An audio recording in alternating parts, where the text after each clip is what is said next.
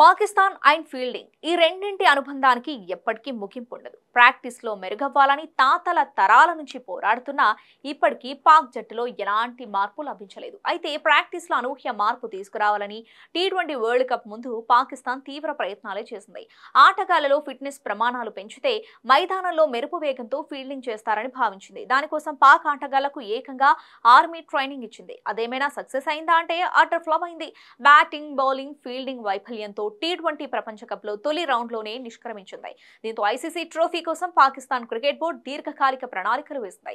తమ స్వదేశంలో జరిగే ఐసీసీ ట్రోఫీని గెలవాలని ప్లాన్స్ మొదలుపెట్టింది. ముందుగా తమ ప్రధాన బలహీనత ఫీల్డింగ్ ను బలంగా మార్చాలనుకుంది. ఇక ఈ నేపథ్యంలో ఫీల్డింగ్ ప్రాక్టీస్ మొదలుపెట్టింది. ఇదంతా బాగానే ఉంది, కానీ అసలు సమస్య ఏంటంటే ప్రాక్టీస్ పరుపులపై చేస్తుంది. మైదానంలో విశాలంగా పరుపులను పరిచి దానిపై డైవ్ చేస్తూ పాక్ ప్లేయర్లు సాధన చేస్తున్నారు. దీనికి సంబంధించిన వీడియో వైరల్ అవుతుంది. అయితే దీనివల్ల ప్రయోజనం ఏంటని నెటిజన్స్ ప్రశ్నిస్తున్నారు. వాస్తవికతకు దూరంగా చేసే ఈ సాధనతో లాభం ఉండదని, మరోసారి పాకిస్తాన్ ఉపయోగం లేని ప్రాక్టీస్ చేస్తుందని కామెంట్స్ చేస్తున్నారు. పరుపులతో పాటు దుప్పట్లు కూడా తెచ్చుకోవాల్సిందని మరికొందరు పాక్ ప్లేయర్లను ట్రోల్ చేస్తున్నారు.